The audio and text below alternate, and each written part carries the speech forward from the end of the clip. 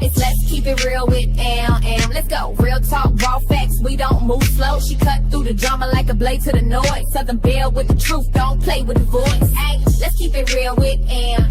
Let's go. Real talk, raw facts. We don't move slow. She cut through the drama like a blade to the noise. Southern Belle with the truth. Don't play with the voice. We talk fake friends, side dudes, heartbreak too. Baby mamas, baby daddies, nothing off the menu. She ain't scared to speak it, now she built for the flame. Say your name without say your name, if it's smoke, it's the same. Energy loud, tea stay hot. Truth hit different when it land on the spot. So fix your face, don't flinch, don't scam. It's the queen of real talk, yeah, that's Am. Let's keep it real with Am. Let's go. Real talk, raw facts, we don't move slow. She cut through the drama like a blade to the noise. Southern Belle with the truth, don't play with the voice. Ay, let's keep it real with Am. Let's go. Real talk, raw facts, we don't move slow. She cut through the drama like a blade to the noise. Southern Belle with the truth, don't play with the voice.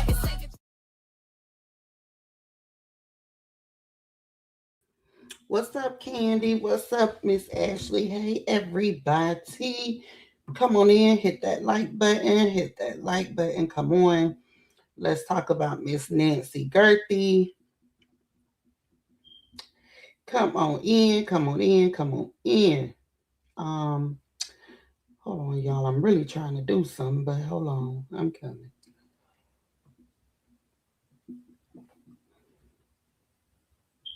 Hold on. What's up, Kiara? How you doing, girl?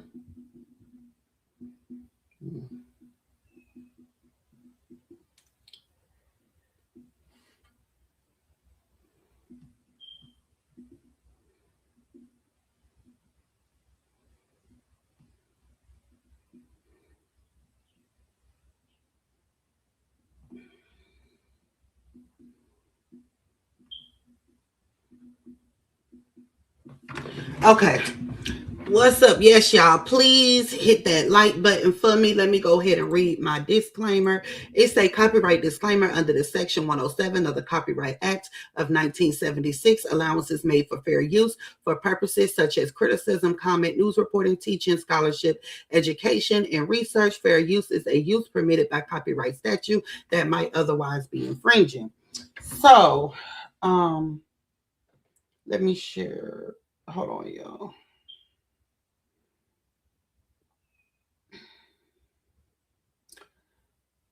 Hold on.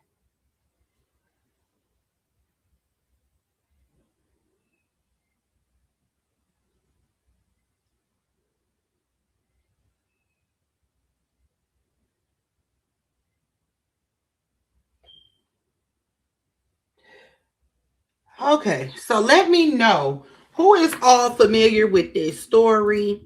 Nancy Gerthy, she's an 84-year-old Caucasian woman who went missing, I think, February the 1st. Okay. They have been, it's what now? It's been, what is today? The 9th or the 10th? I think it's been 9 days since she's been missing.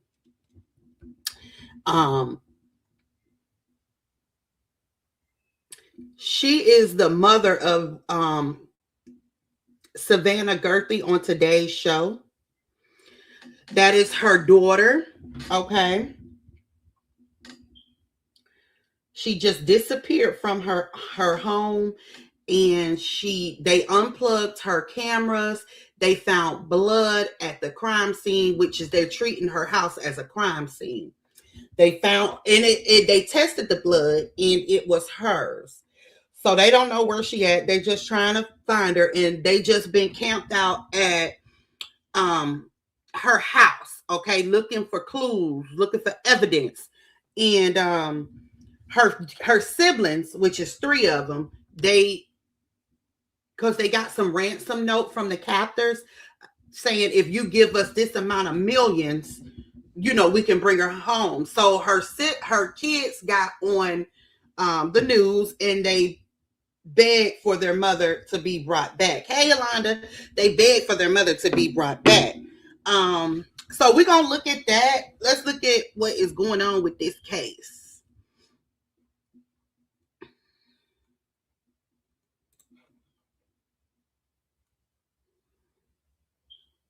Hold on.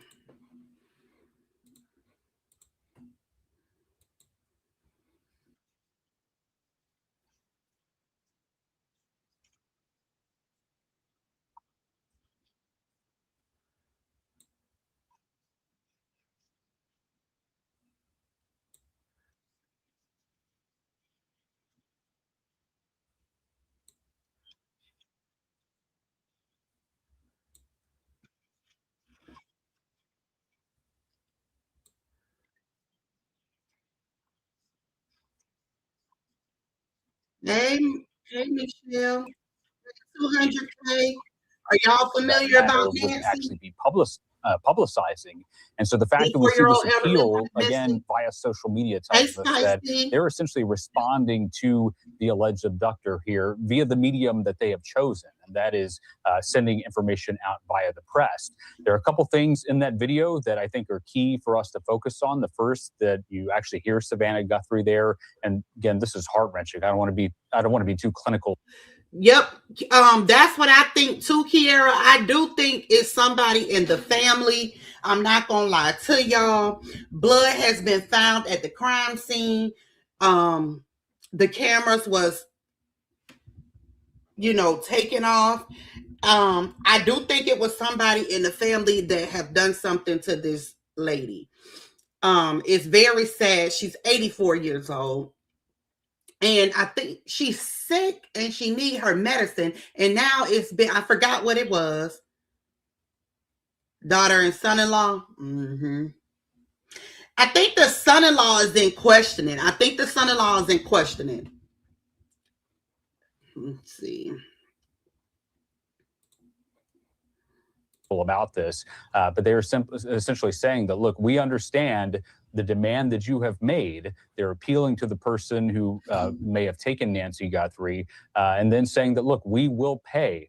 And there is always a question. If there is a demand for a ransom, I've been involved in these gut-wrenching decisions with family members where they're asking, members of the FBI, should we pay money? What should we do? At the end of the day, that is a decision for the family. Some new developments in the search for Nancy Guthrie, Savannah Guthrie's mother. Let me first play what Savannah Guthrie and her siblings posted on social media yesterday. Let's watch that. This was, so this was this is the plea to the captors because they sent them ransom notes. So this is the plea that the family, this is her daughter, her son, and then Savannah on the one that be on the Today Show. And this is what they're saying to the captor about returning their mother. They asked for a certain amount of millions and the family said they are willing to pay it. We received your message and we understand. We beg you now to return our mother to us so that we can celebrate with her. This is the only way we will have peace. This is very valuable to us and we will pay. And so what was not in this video was the call for proof of life to show that they have her. Is that assuming that now they have that information? Hard to say, Victor. We know this case is unprecedented. This is unlike anything we've ever seen. The age of the kidnapped victim, most kidnapped victims are under 21 years of age in the United States. These communications that are one-way communications going to media outlets, local stations in Tucson, TMZ, not directly to the victims, which is also very unusual. The transmissions are unusual because of this encrypted technology, as we understand it, so that someone can't figure out the origination of who these captors are and where these captors are located. So I think that seeing that video last night was disheartening for that reason, because we understand proof of life was potentially not provided, and that's something the family is looking for. I encourage everyone to look at this, from a few steps back. These are just reportedly ransom notes, purported notes, I should say. We don't even know if they're valid or from the captors. Could be a ruse by the captors for some other reason to throw off the investigators. It's also the expansion of the search for evidence or information now to Annie Guthrie's house, Savannah Guthrie's elder sister. Correct.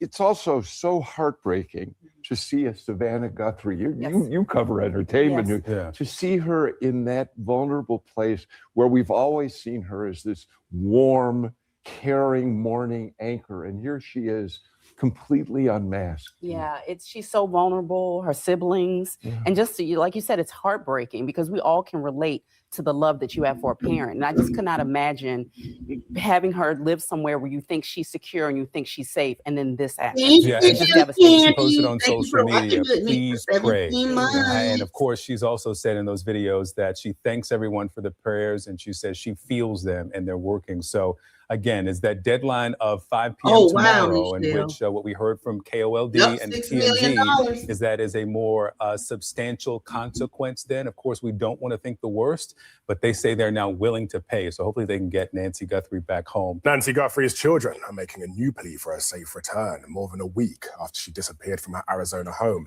Police believe that Guthrie was taken from her home against her will. They have not identified any suspects in the case yet, but the search does continue.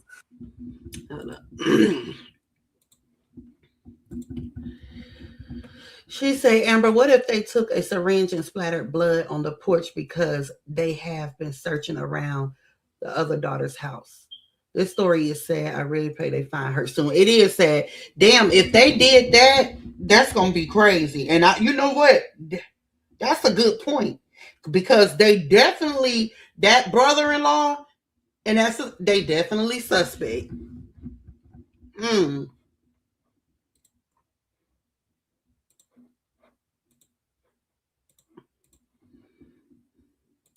Earlier, at least 3 deputy sheriffs were seen at her eldest daughter's home. They appeared to be taking photos. Nancy Guthrie's youngest daughter, NBC Today show host Savannah Guthrie, posted this video on Instagram on Saturday. We received your message and we understand.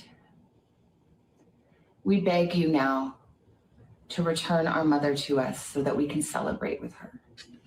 This is the only way we will have peace. This is very valuable to us and we will pay.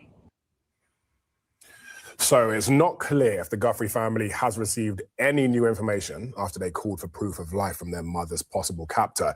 Federal investigators are examining 2 messages related to the case that were sent to media outlets this week. One was an apparent ransom note. CNN's Ed Lavandera brings us the latest on the investigation. Hey, Treasure Light. Another painful turn of events in the investigation and search for 84-year-old Nancy Guthrie. Late Saturday afternoon. This is sad, y'all. And the reason why I think that it is so sad, being that she's an elderly woman, she's 84. You know, it's just sad. Who in the world would take her? And why do y'all want her?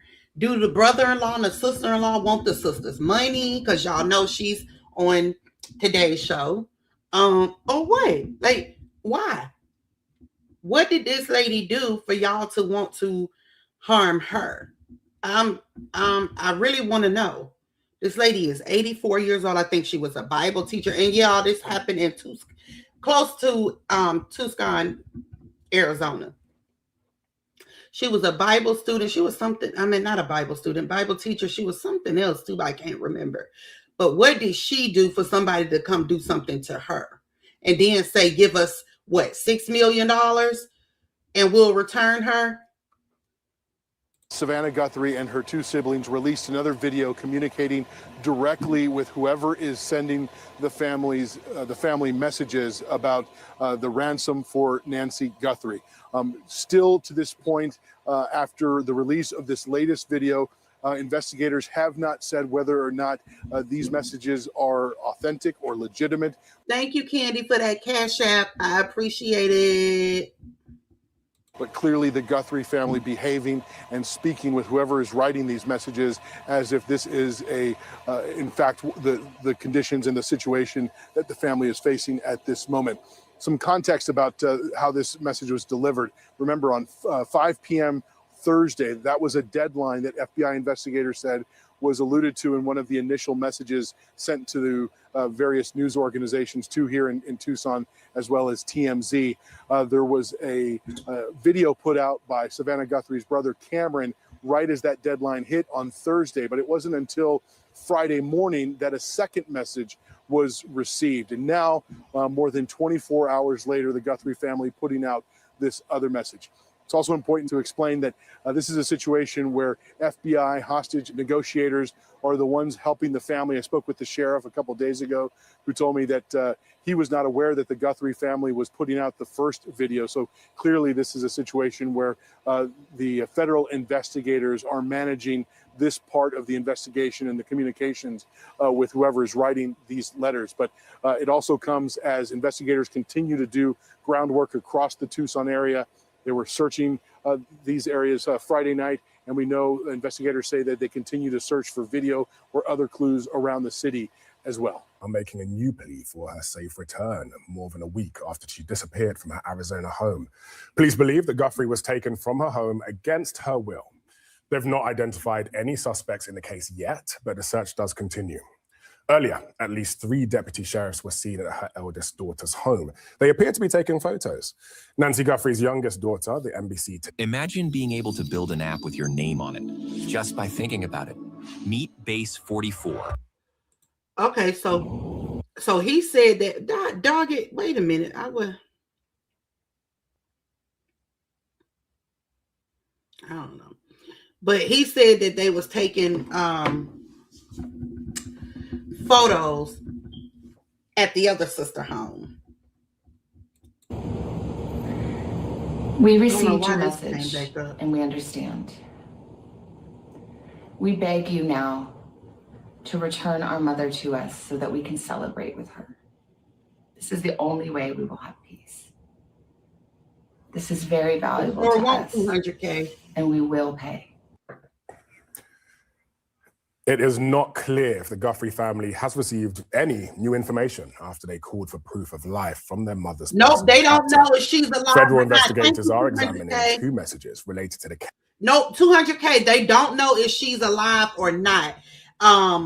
They found blood outside her door, her house, or whatever. They don't know they don't know if she alive. They don't know if she dead. Only thing they can do is hope for the best. They're writing notes to the family as if she's still alive. They're like, hey, for ransom. They're like, hey, give us $6 million and we'll return your mother to you.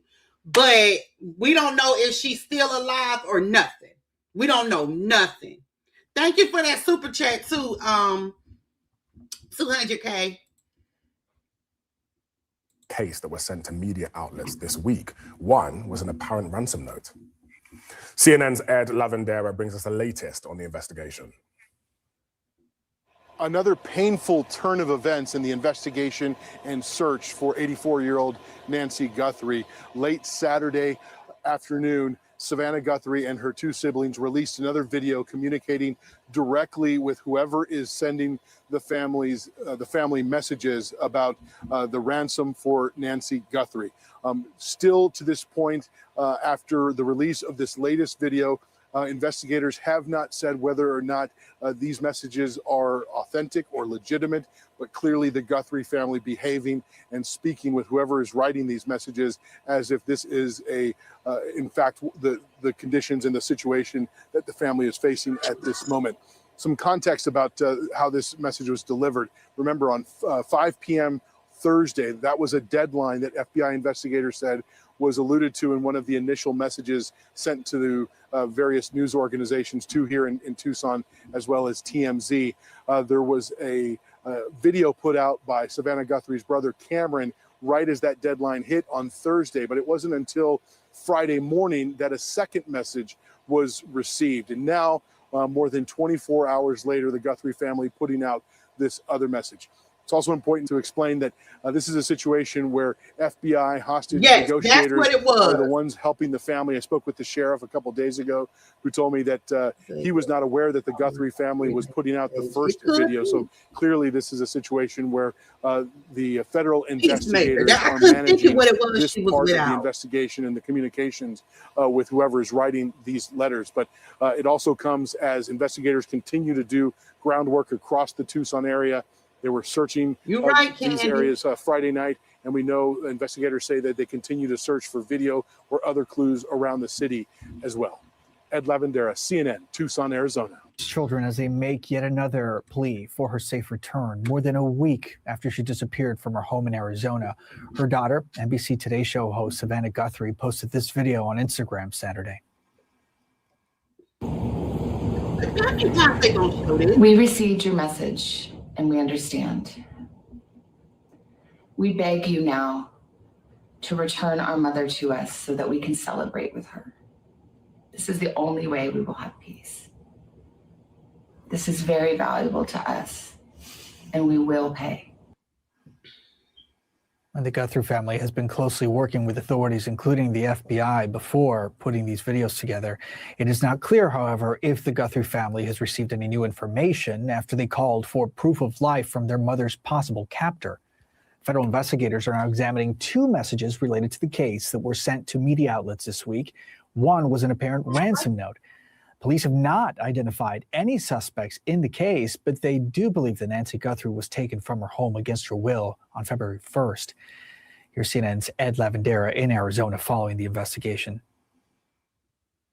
Another painful turn of events in the investigation and search for 84-year-old Nancy Guthrie. Late Saturday afternoon, Savannah Guthrie and her 2 siblings released another video communicating directly with whoever is sending the family messages about the ransom for Nancy Guthrie. Still to this point, after the release of this latest video, investigators have not said whether or not these. I agree, Kiara. She say 200K, yes, but this was very calculated, and someone close to her know how to dismantle cameras. A stranger doesn't know their way around the home. You brought up something that is a good point. See, I'm gonna tell y'all the truth. I think the brother-in-law, but hey, this is alleged. I think it's the brother-in-law. I don't care what nobody say. Hey, lovely Jim. So her daughter is Savannah Guthrie on Today's Show. If you know who that is, who all know? If you know who Savannah Guthrie is, put a 1 in. If you don't, let me know and I can show y'all a picture.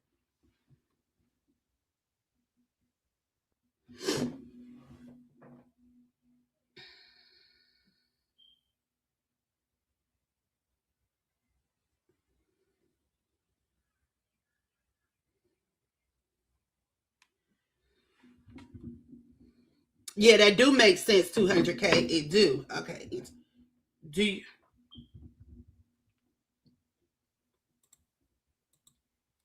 Who? What did I say? If you know who she is, put a 1. If not, 2. Is that what I said? Because I know my memory's so bad. Y'all know who she is? Okay, I think that's what I said. Number 1 for.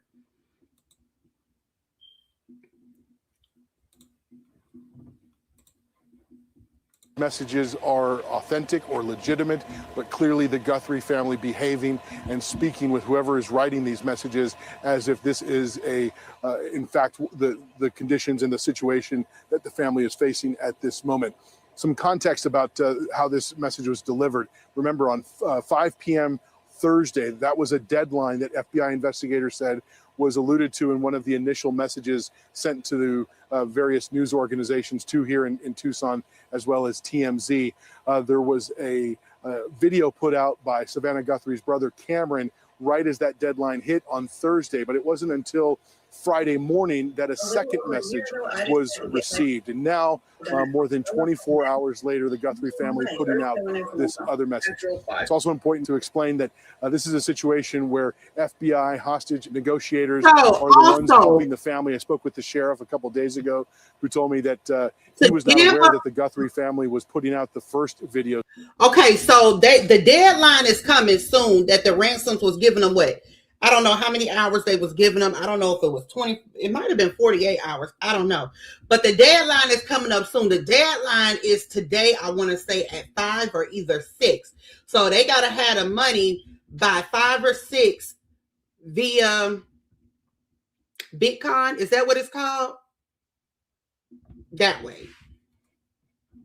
So clearly this is a situation where the federal investigators are managing this part of the investigation and the communications with whoever is writing these letters. But it also comes as investigators continue to do groundwork across the Tucson area. They were searching these areas Friday night, and we know investigators say that they continue to search for video or other clues around the city as well. Ed Lavandera, CNN, Tucson, Arizona. We do have breaking news on this day 7 of the search for Nancy Guthrie, the mother of Today Show host Savannah Guthrie. Just about an hour ago, Savannah and her siblings posted a new message. This is what it said. Okay, so they just keep playing this over and over. We received your message. Okay. Hold on.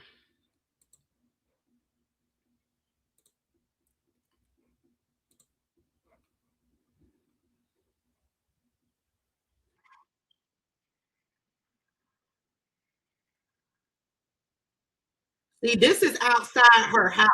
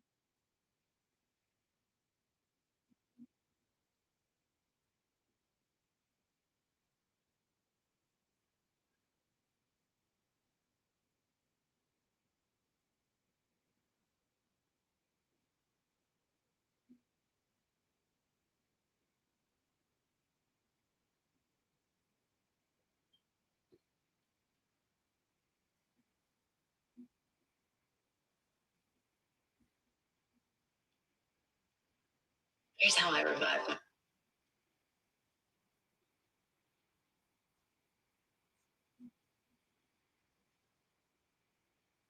Dry lips in under 10 seconds. This man got 12K in his chat.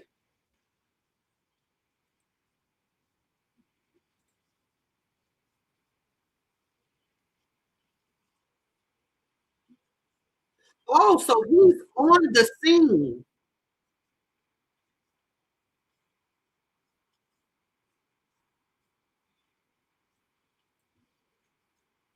Oh, hold on, y'all. Dang, I thought I shared it with y'all.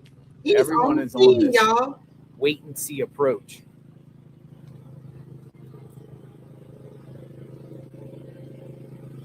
Whole world is watching. They want to know what happened to Nancy. Remember, did they extend the Sun is starting to come up. Friday? See? I thought the Fed said Everybody's out here was the before the deadline. sun. And I'm not for sure. I know a lot of my viewers are from. Okay, so I know they sent several ransom notes, but I'm not for sure if they extended it. But I know the news said that it's coming to a deadline this evening, that they will have to have the money by this evening. So I'm not for sure. They might have, because they got several ransom notes, so they might have extended it, but I'm not for sure. But I know it ends today, this evening. And in fact, this guy's title says breaking deadline, ransom, Nancy Guthrie kidnapping. So it's coming through a deadline, and he's actually on the scene. I believe he's actually on the scene where the police and everybody is searching. He's actually there. The East Coast, but we got people from around the world. But I know it's already like daytime there, starting, but it's already in the morning. Thank you, 200K. Mid-morning.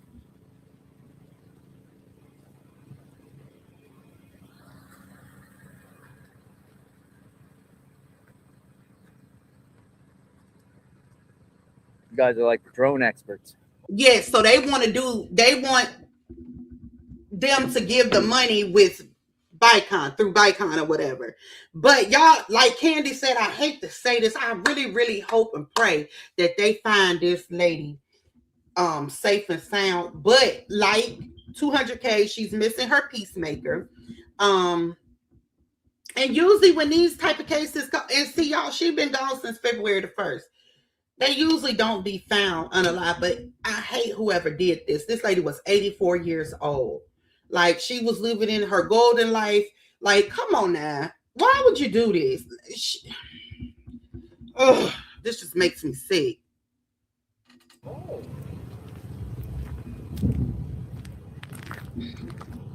Drone us. They got drones up. Drones up. They got drones. They're like drone experts out here.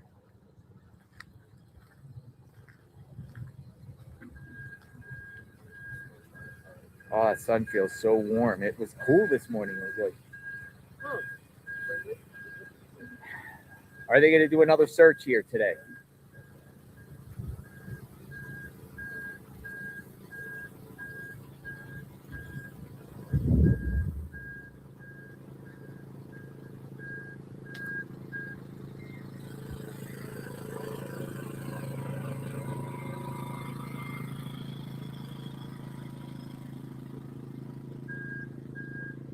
JLR, where does everyone have to go when you have to go to the restroom? That's a great question. I don't know. I guess they go leave or they, I don't know, go out.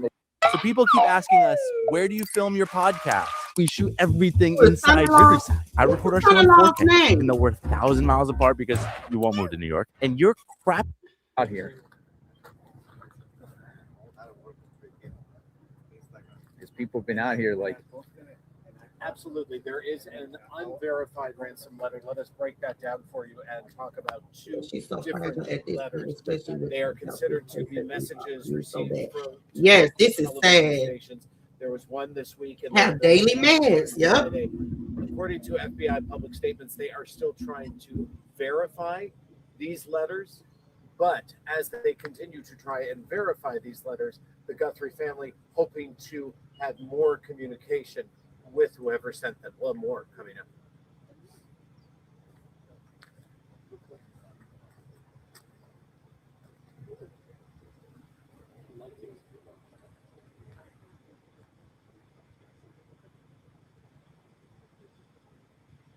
and then there's down here. I'll take you down the road a little bit.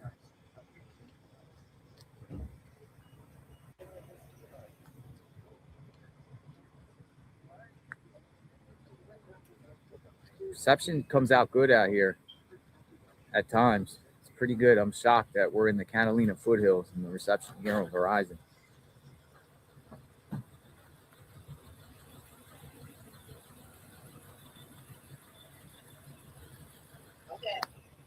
Hi! It's brought by Savannah's mom. Savannah! Oh.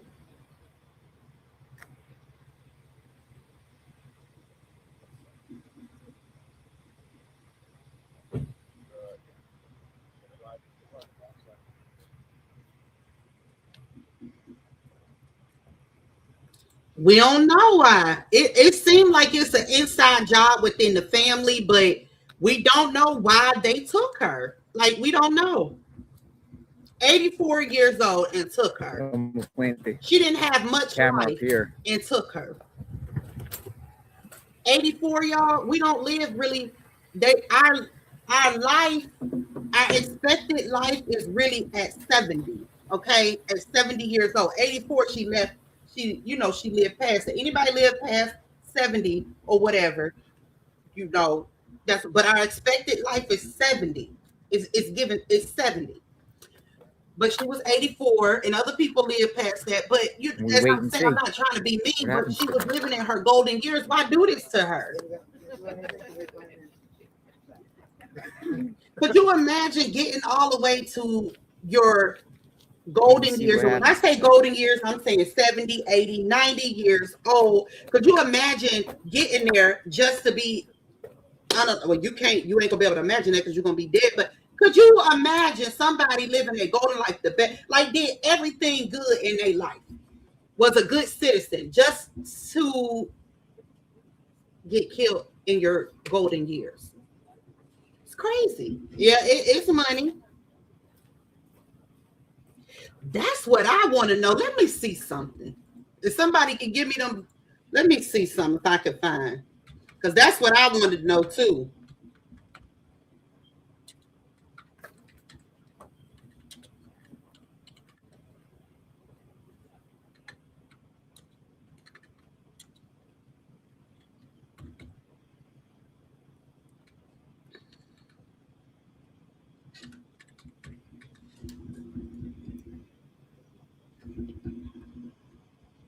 Press conference 11 a.m. Press conference 11 a.m. Oh, they having a press What's conference. starting to come out? Presser. 11 a.m. press conference. Okay, so let me see. I believe. Maybe. Nope. Okay, so it says, let's see. Let me take that down right quick. So it says Savannah Guthrie has two older siblings, a sister Annie Guthrie and a brother Cameron Guthrie. Annie is a writer, poet, and a jeweler based in Tucson, Arizona. So her sister is a writer, a poet, and a jeweler based in Tucson, Arizona, who also works with the University of Arizona Poetry Center. Cameron is a retired F-16 fighter pilot who served in the Vermont Air National Guard. He's a retired military pilot who flew for 26 years, nicknamed Arlo. He previously served with the Green Mountain Boys in the Vermont Air National Guard. And then it says her sister, an author and a poet who published the book The Good Dark in 2015. She also works as a marketing and publicly director for Core Press and creates jewelry. So, what would y'all consider that? Hey, Freddie, how you doing? What would y'all consider that? Women 81, men 75. Okay.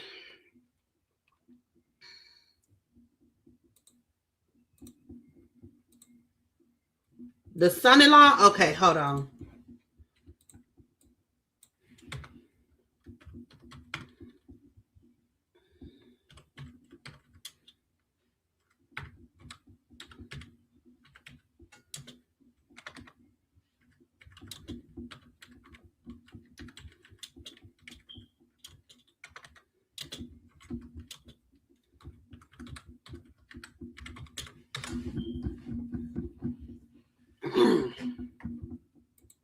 So it says Savannah Guthrie's brother-in-law, Tommaso Ciani, who is married to her sister Annie. He is reported to be a teacher, specifically working as a 6th grade science teacher at the Tucson area charter school, basic schools.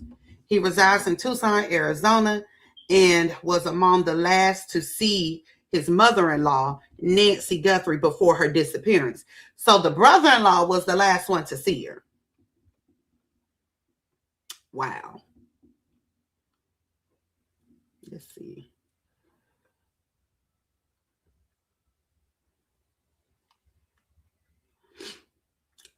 Married Savannah's older sister, Annie Guthrie, and has lived in Tucson since 2006. In addition to his teaching career, he has been described in personal biographies as a writer, a student of lizards, and a musician who plays the electric bass in the band called Early Black. He has recently appeared in news reports following the disappearance of Savannah's mother, Nancy Guthrie, in the late January 2026, while some media speculations initially surfaced regarding his involvement. Okay, that's him. So he is a teacher. He is a 6th grade science teacher. A 6th grade science teacher. Hold on. Many people in the chat are saying 11 a.m. press conference, but Lynette and Adrian, you're exactly right. This is considered local media. I'm not sure. There were two So I retract that. local television stations.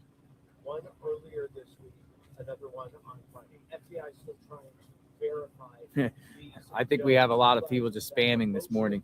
Savannah Guthrie, flanked by her siblings, was NBC News now can No, I don't think there's a press conference. response to the message received on Friday.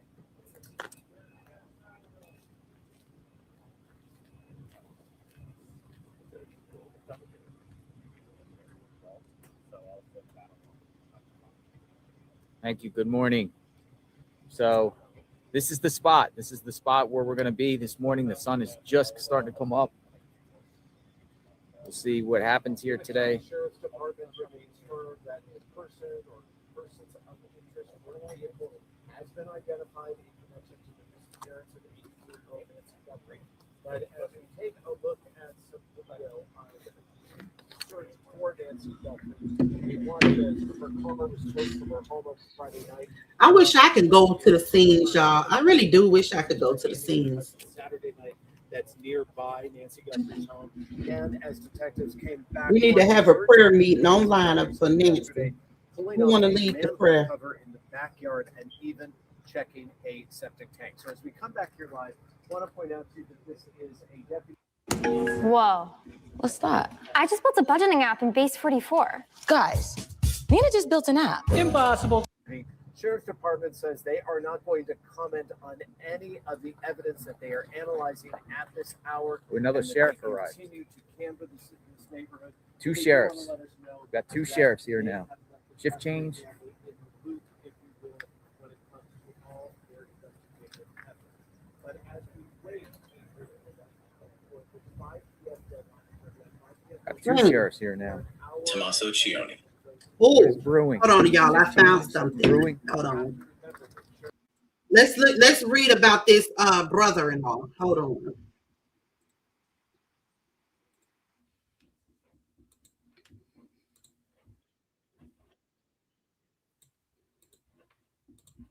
Okay, this is about the brother-in-law, y'all.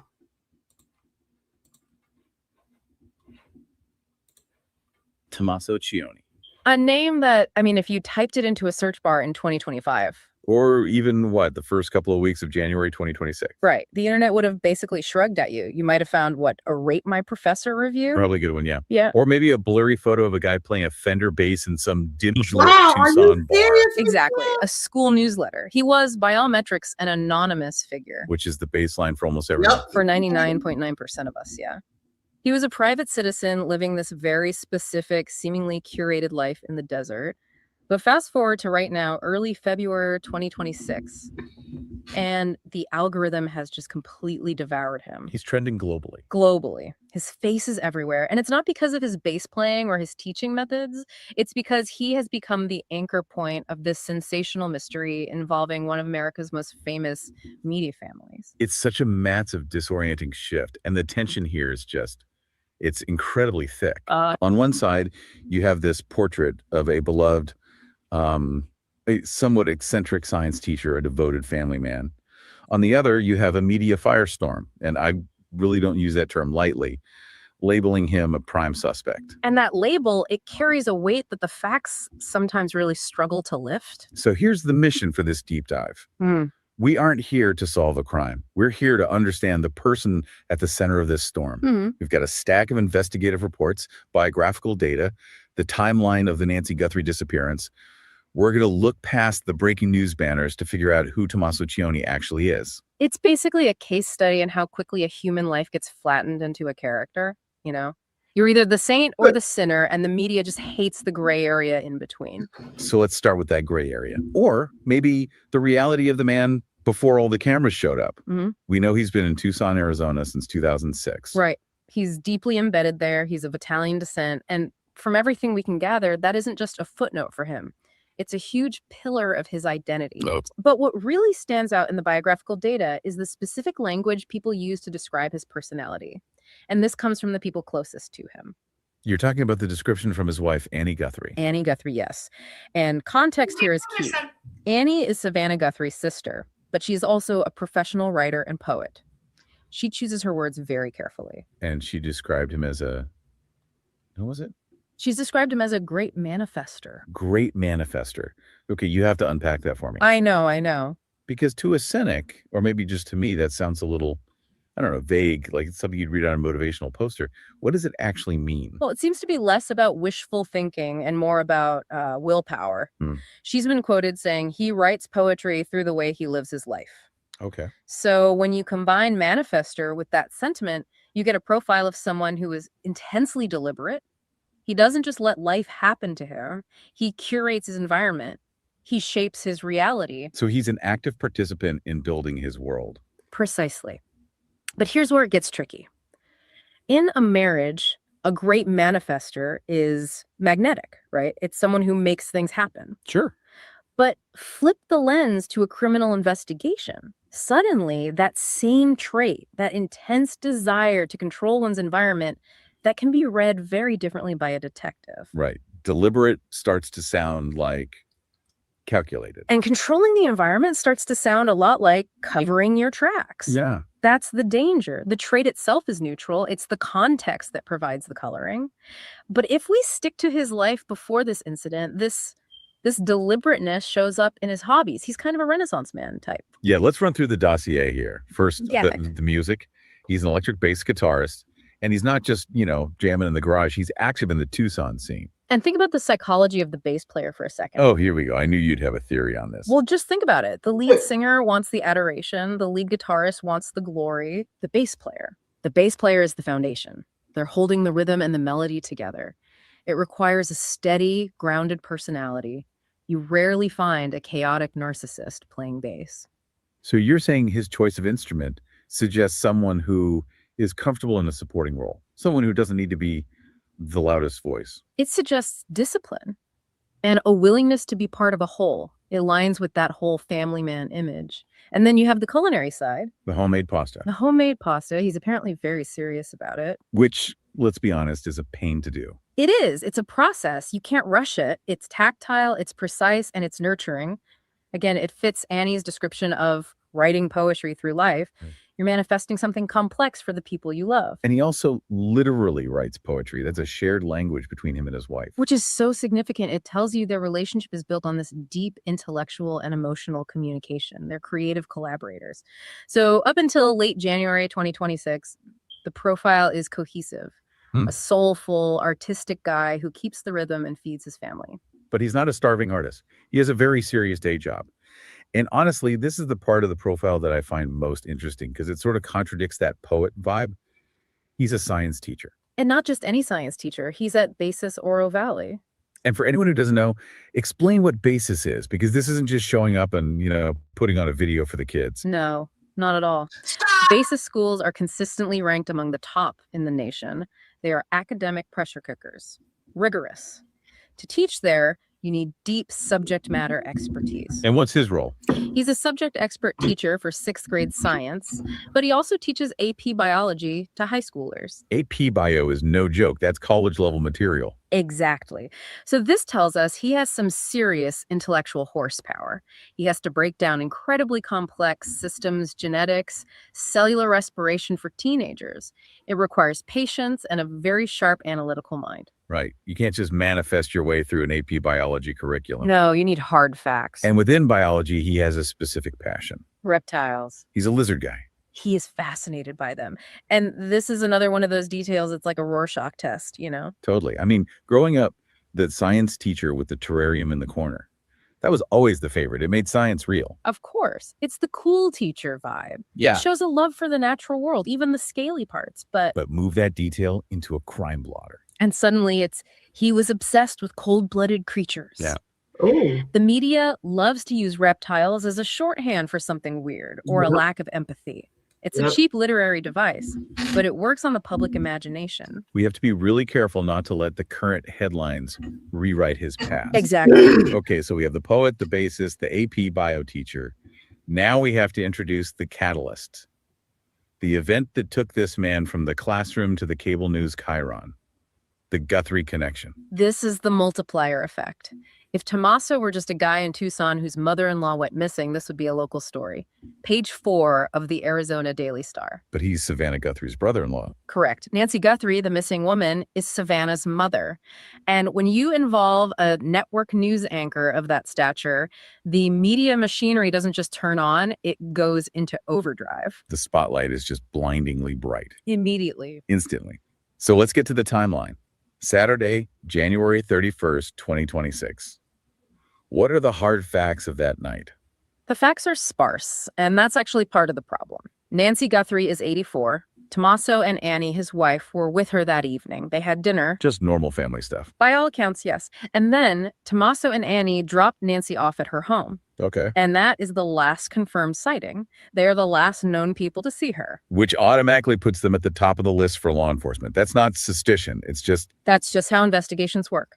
100%. Last person to see them is a category, not an accusation. Mm-hmm. Right. You interview them to establish a baseline. Right. What was her mood? What was she wearing? All of that. It's information gathering. But the media did not stay in the information gathering phase for very long. And this is where we have to talk about Ashley Banfield. We do. She has been reporting on this aggressively. And she has pivoted the narrative from missing person to potential foul play very, very quickly. She's used the term prime suspect in relation to Tommaso Cioni. I want to pause on that phrase. Prime suspect. Is that an official legal term in this case? No, and this is so crucial for you to understand. Prime suspect is often a media creation. In the eyes of the law, you're a person of interest, then maybe a suspect, then a defendant. As of our recording, the Pima County Sheriff's Office has not labeled him a suspect. But Banfield is citing unofficial law enforcement sources. And the details she's dropping are, well, they're specific. They're incredibly specific. And damning if they're true. First, there's the report that Annie's car was seized by police. Which implies they're looking for forensics. Right. Transfer evidence, fibers, DNA, soil. Seizing a vehicle is a significant step, but it's still investigatory.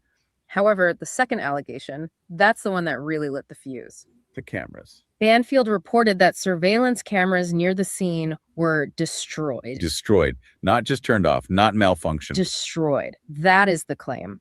And that word implies violence. It implies intent. If you accidentally unplug a camera, that's one thing. If you smash it, that is consciousness of guilt. That is the action of someone trying to hide a crime. And that's why public opinion shifted so violently. Because if you hear science teacher last saw her, you think, okay, let's wait and see. Sure. But if you hear son-in-law destroyed security cameras, the movie in your head changes completely. You start seeing a cover-up. Exactly. It fills in the blank spaces of the story with a plot. But, and I can't stress this enough, we have to look at the other side of the ledger. The Pima County Sheriff's Office. Their official stance is noticeably different. They have stated clearly that the investigation is ongoing and that they are questioning all family members and contacts. So they aren't just tunneling on Tommaso. They say they aren't. And just look at the logic here. If law enforcement had concrete proof that Tommaso Cioni destroyed evidence at a crime scene, he likely wouldn't just be a person of interest. Destroying evidence is a crime in itself. Exactly. Obstruction of justice, tampering. If they had the smoking gun that the media claims exists, there would probably be handcuffs involved. Right. The fact that he is still a private citizen sitting in his home, albeit a very besieged home, suggests the evidence might be more ambiguous than what's being reported. It could be technical. Destroyed could mean the data was overwritten or something. Or a system failure that just looks suspicious. Or maybe the camera. Yeah, she lived alone. But the gap between no charges filed and prime suspect is where the tragedy lies for this man's reputation. It's a trial by media. I mean, think about the stress. You're an AP bio teacher grading quizzes on photosynthesis. Suddenly your mother-in-law vanishes, which is traumatic enough. Yeah. And then you open your phone and millions of people are discussing whether or not you smashed cameras in the middle of the night. It's a psychological pressure cooker that most of us can't even comprehend. It's the global media microscope. And it takes those quirks we talked about, the manifestor intensity, the reptiles, and it weaponizes them. The manifestor becomes the manipulator. Precisely. And the bassist in the background becomes the guy hiding in the shadows. But surely if he's innocent, the truth comes out and it all goes away, right? See, that's the uncomfortable question. Does it? In the digital age, does it ever really go away? Even if the sheriff comes out tomorrow and says, we found Nancy, it was an accident, Tommaso is a hero, the search results for his name will always be associated with this week. The metadata doesn't forget. No. He will always be the suspect in the cached version of the internet. It really highlights the friction between the two I systems don't we know. have. The sister might be The on, justice might system, be in on this which is with slow, him. I don't methodical, know. and presumes innocence, Ideally. and the information ecosystem, which is fast, emotional, and So- demands a villain. Why wasn't he pleading with his wife and her siblings about bringing home his mother-in-law?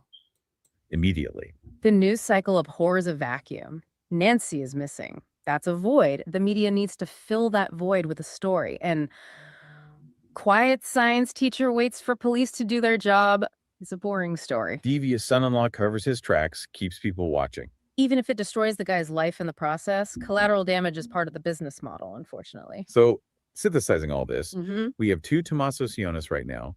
We have the man his friends know, the guy making pasta from scratch, playing the bass line, teaching kids about how life works. The poet. And we have the man the world thinks they know, the prime suspect in a high-profile disappearance. The dissonance is just deafening. And in the middle of all this noise, we have to remember the actual victim. Nancy Guthrie is still missing. An 84-year-old woman is gone. That is the core tragedy. And while the pundits argue about cameras and car seizures, that search is still happening on the ground in Tucson. It is, and the authorities are doing the work. But it's getting harder and harder to hear the facts over all the shouting. Tommaso Cioni is in the eye of that hurricane. No charges, no arrest, just waiting. It forces us to ask what we want from our news. Do we want it fast or do we want it right? Because in this case, fast is creating a narrative that might be completely detached from reality. It makes you wonder about the nature of modern reputation. For a man who lives life like poetry, this is a stanza he never would have written for himself. No, and poetry isn't always pretty. Sometimes it's tragic, sometimes it's unfair. So here's the thought I want to leave you with today. We live in an era where the narrative moves at the speed of light, while the truth moves at the speed of a court filing.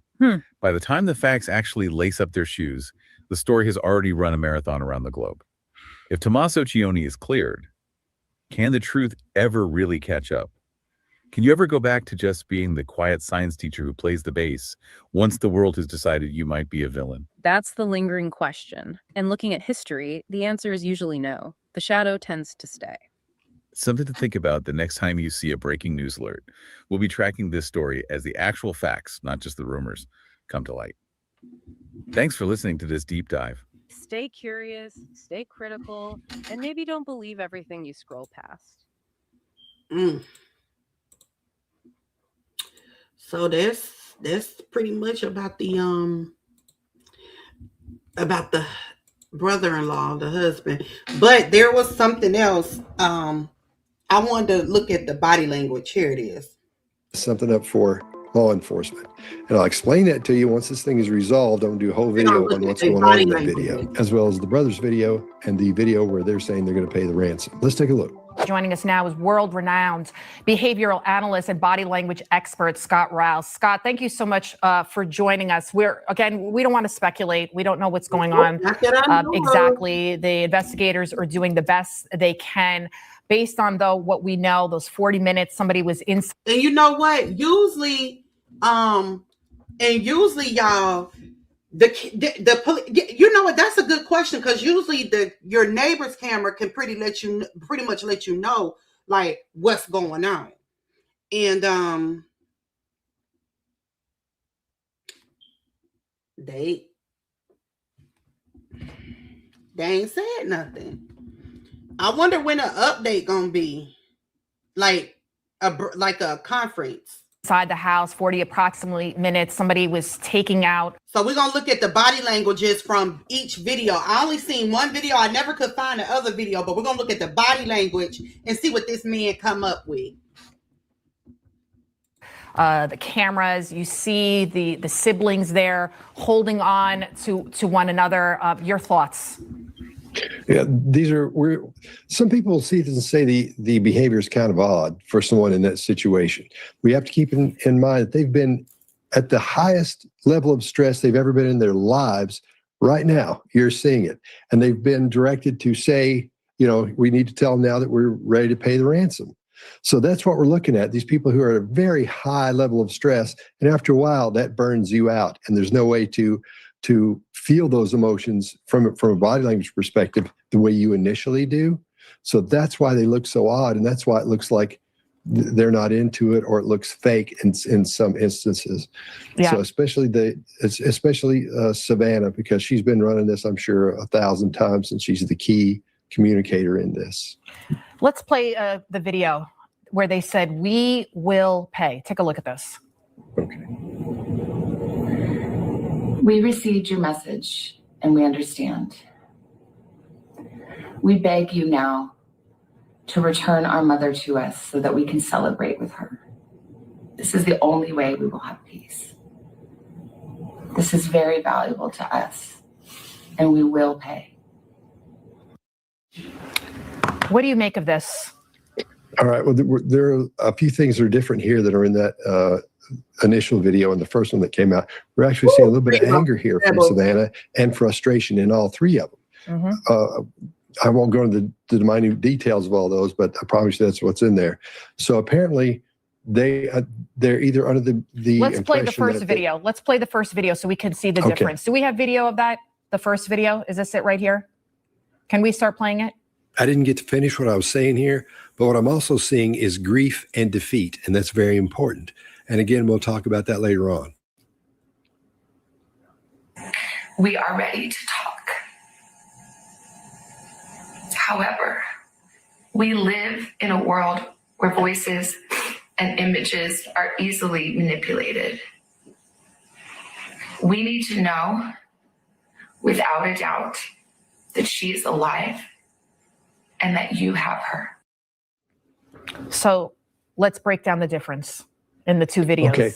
You can see her, she's hunched over in that first one, and the second one seems a little bit more defiant. We will pay. Your thoughts? Yeah. Well, in this situation of the video you just showed, even though the movements are small, they're fluid. Everyone's moving in a fluid fashion. If you look at the sister, when she takes several of those big, deep breaths, not in this section of it, she takes several big, deep breaths, and she's almost cocked to the side there. Savannah, she's looking up. Her voice isn't as tight. It isn't as high. It isn't as loud. So she's not projecting as loudly as she was in the second one we looked at a couple minutes ago. And then the brother's pretty much not changed much at all. He's pretty much stayed the same breath rate. His blink rate hadn't changed much at all either. So I guess he's a stoic person in this situation. Let's play the brothers one. Do we have that video of the brothers? It's right here. This is Cameron Guthrie. I'm speaking for the Guthrie family. Whoever is out there holding our mother, we want to hear from you. We haven't heard anything directly. We need you to reach out, and we need a way to communicate with you so we can move forward. But first, we have to know that you have our mom. We want to talk to you, and we are waiting for contact. Staying late again? Yep, got prospect calls to summarize. You really need to switch to Monday CRM.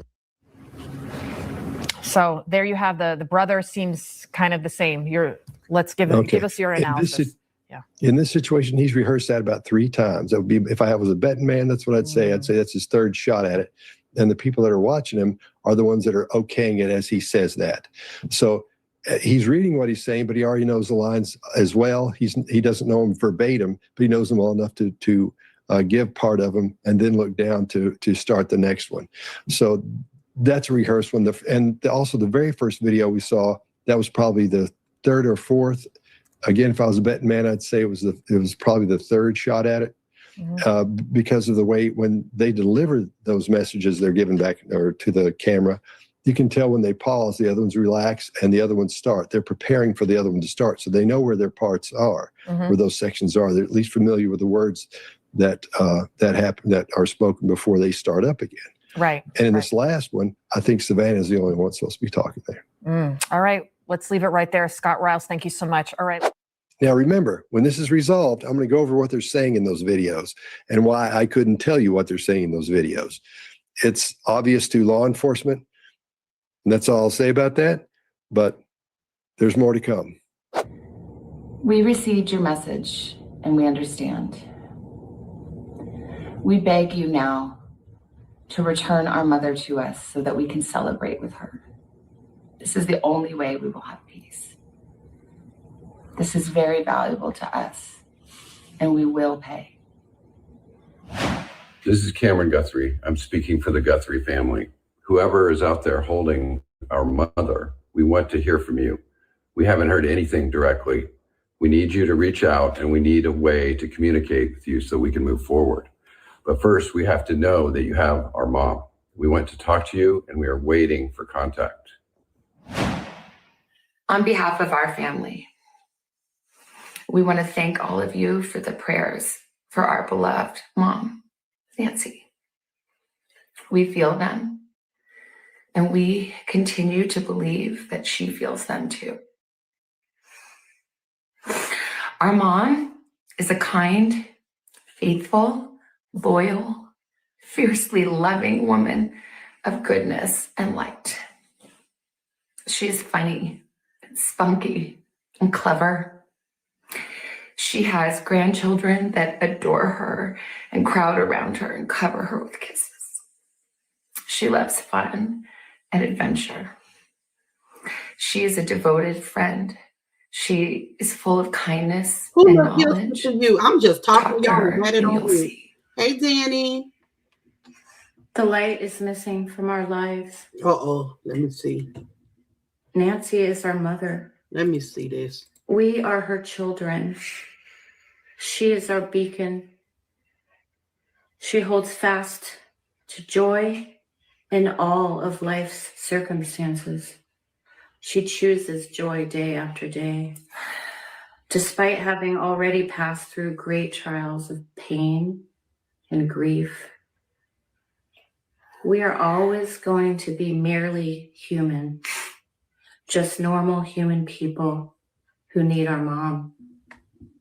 Let me ask you something. How do you feel knowing there are data brokers out there making billions and billions of dollars from selling people's personal information? Yeah, I want to be able to do most this of the time without their consent and eroding privacy in the process. And what really bothers me is they're not exactly rushing to stop the scammers and spammers and stalkers from buying that information. You know they're doing it. You get those emails and phone calls and texts too. And most people don't realize how common it is until it affects them. So here's the problem. We're all using those apps and services that are convenient, but those things harvest a whole lot of data. And it's frustrating knowing the solution is usually presented as a trade-off. You either go completely off the grid or you accept that your privacy becomes a product. I don't like that trade-off, and I don't think you should have to accept it. Now, if you or somebody you know has ever dealt with identity theft, fraud, hacking, scams, or being doxxed, you know how invasive that feels. And it's not just annoying, it can be expensive. It can be time-consuming, not to mention unsettling, because it reminds you of how much of your information is out there. That's why I'm glad today's sponsor is Aura. Aura helps protect your privacy by identifying data brokers selling your information. And instead of you spending hours and hours trying to opt out everywhere, Aura handles the hard part by automatically removing your information from those sites and keeping it off. Now, there are other services that do parts of this, but Aura includes more features for the same price. For example, if your personal information shows up on the dark web, Aura sends you real-time fraud alerts for credit and banking. They have 24/7 monitoring set up to keep your identity secure, plus a secure VPN, antivirus, and password manager, and more. And if anything goes wrong, Aura has US-based support available 24/7. They also include $5 million in identity theft insurance with US fraud experts ready to help around the clock. So try Aura for free for 14 days at aura.com/Scott Rouse. In those 2 weeks, Aura will get to work scrubbing your personal information off those broker sites. I'm not leaving myself vulnerable, and you shouldn't either. So you go get that 2-week free trial. I'll put a link below. Mama, if you're listening, we need you to come home. We miss you.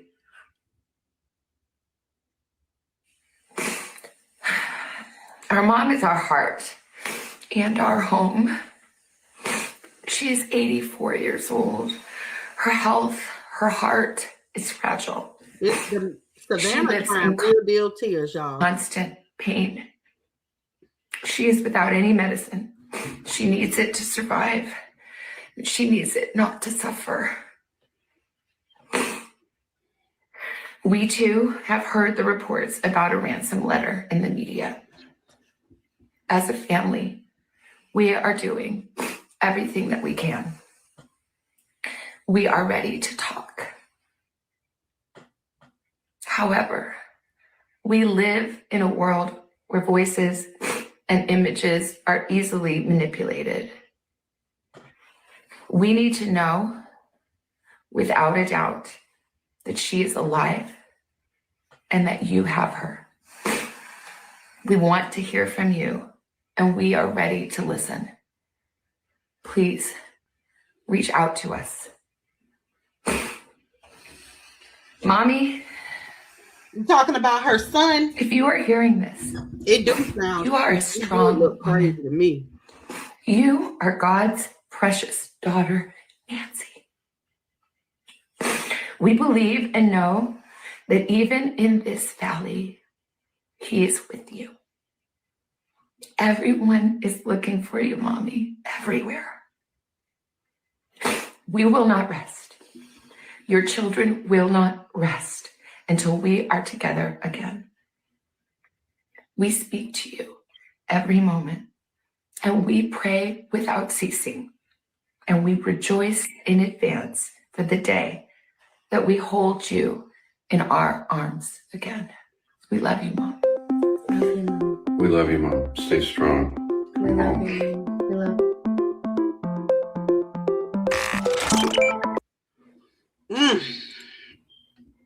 Lord Jesus.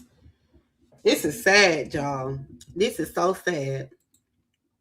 So I don't know who's all following this case, who will hit the replay, but I'm hopefully, like I said, it's a deadline.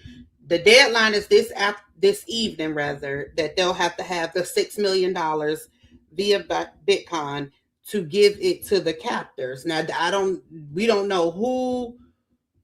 I don't know. It's weird. Like this whole case, y'all, we have already seen stuff with like Casey Anthony. Wasn't it her that her husband did something to her? He was out there helping and doing everything, and it was him. I think it's Casey Anthony. You got Chris Watts. All of this stuff that they're doing now, it was somebody in their family that did something to them. So that's why I am thinking that it's not, y'all. I don't think that it's just a random person. I think that this is somebody in the family. If you look back at all of, and I don't think that's it. I know Casey. I think what was it, Lacey? No, it was Lacey Peterson. Lacey Peterson. Wasn't it Lacey? Y'all help me out. Lacey Peterson. Was it Lacey or Cassie? I don't know. I think it was Lacey, though. Her husband killed her. She was pregnant. Am I right? Because this happened in 2002. And then Chris Watts, he unalived his pregnant wife. And they was all looking at the place, looking, just like they doing now. And it wasn't no suspect. It wasn't no random person. It was a family member. And this is what this is looking like. This is what this is looking like. They are searching manholes in the sister's background using forensic lights in the house and everything. And you know what? What the bad thing about that is we just learned that he was a science teacher. So it ain't no telling what that man could be doing to hide what he done did. All kind of got doggone projects or experiments. You know what I'm saying? Hey, Brown Sugar, I'm finna get off though. I got a live coming up at 9:30. John Benet Ramsey and the baby girl was in the damn basement with the ransom note. There you go. I forgot all about her. That's the case they still talk about to this day. To this day. So only thing we could do with this is hope for the best of the outcome. I really do hope that even if she is dead or found alive, she needs to be brought home. If she's dead, she needs to have the proper burial. And whoever did it need to go rot in hell. Okay, need to go straight to jail, which is hell. And 84-year-old woman. Now y'all know the Lord say He gonna really take care of the kids, and He gonna really take care of the elderly. So that's why I said about that syringe. Exactly. Damn, y'all, this is sad. This is so sad.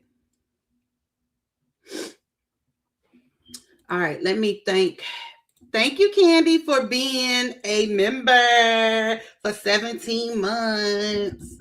Thank you, 200K for that super chat. Thank you, 200K for that super chat. I am getting ready to end this live, and I will be back live about the Pink Mafia because they was going haywire yesterday. So I will be back live. All right, y'all. I'll be back live here in about 5 minutes. Okay. It says no one is taking an 84-year-old woman out her house and be missing this long. Someone close to her is the suspect for sure. You better say that. You better say that.